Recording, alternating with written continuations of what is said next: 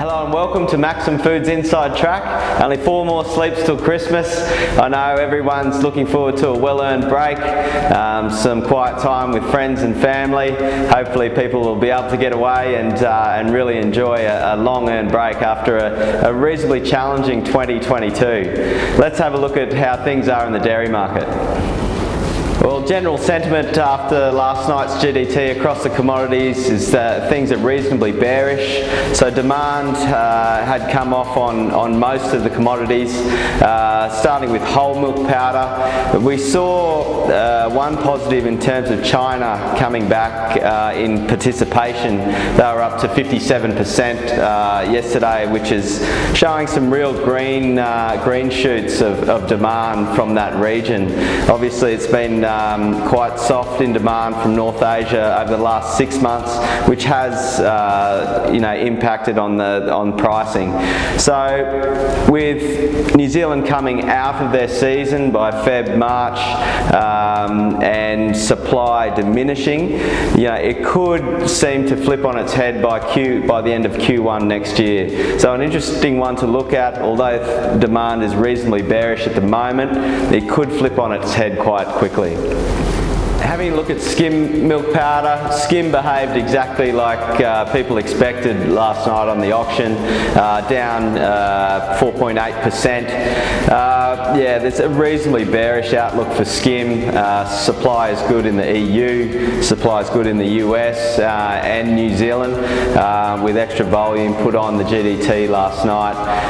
But once again, like the whole milk scenario, if demand in North Asia was to increase quite rapidly, that whole picture could change by the end of Q1.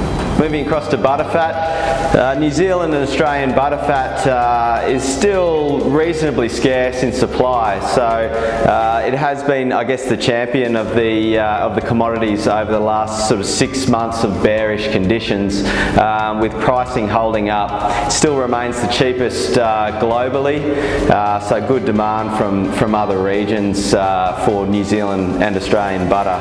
In the US, butterfat is reasonably scarce in supply, where the milk streams are going more to cheese and whey, so butterfat scarce there.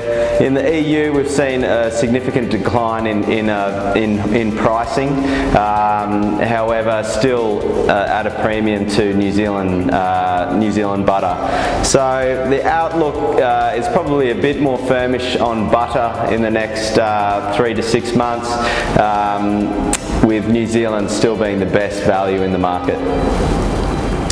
Having a look at cheese, so much similar scenario to other commodities. The general tone of the market is in the US and EU is bearish. Some good healthy production of milk in the US, meaning more cheese production and more whey production.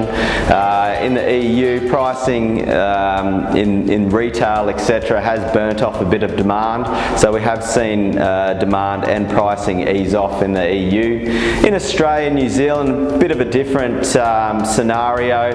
Retail pricing, price increases hasn't really burnt off a lot of demand. People are out and about in the festive season, so food service cheese is still in good demand. Supply for cheddar not huge in Australia with diminishing milk, so yeah, it's a bit better balanced in Australia and New Zealand than it is globally. So pricing for Australian cheese and New Zealand cheese in this market will remain reasonably firm for the next Q1 and Q2.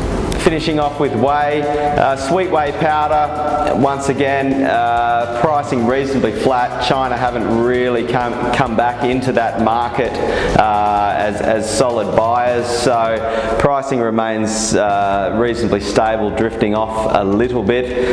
In the protein side of things, there's some good value in WPC and WPI at the moment.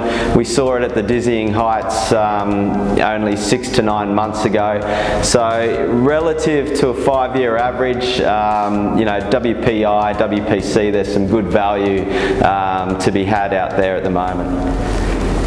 Well, that's a wrap for 2022. Thank you very much for listening over the year. It's been another wild ride in the world of dairy. We hope you all have a safe and Merry Christmas. Look after each other, and really look forward to seeing you guys again in 2023. All the best.